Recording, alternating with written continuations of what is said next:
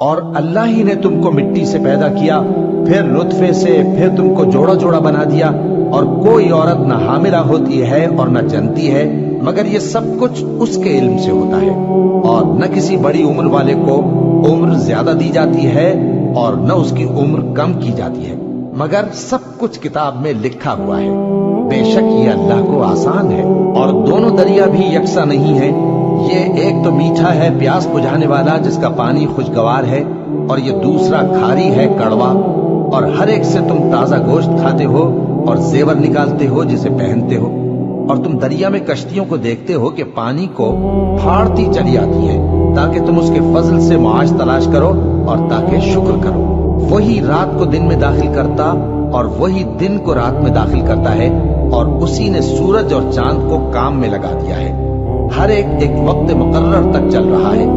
یہی اللہ تمہارا پروردگار ہے، اسی کی بادشاہی ہے۔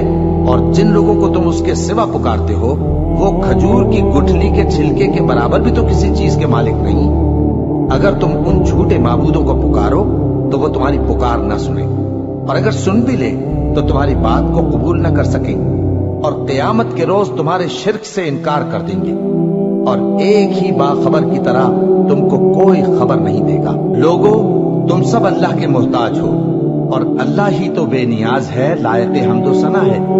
اگر وہ چاہے تو تم کو نابود کر دے اور نئی مخلوق لے آئے، اور یہ اللہ کو کچھ مشکل نہیں۔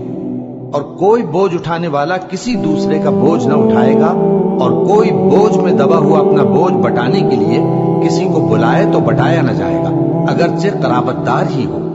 اے پیغمبر، تم انہی لوگوں کو نصیحت کر سکتے ہو جو بن دیکھے اپنے پروردگار سے ڈرتے اور پابندی سے نماز ادا کرتے ہیں، اور جو شخص سنورتا ہے تو وہ اپنے ہی لیے سنورتا ہے، اور سب کو اللہ ہی کی طرف لوٹ کر جانا ہے۔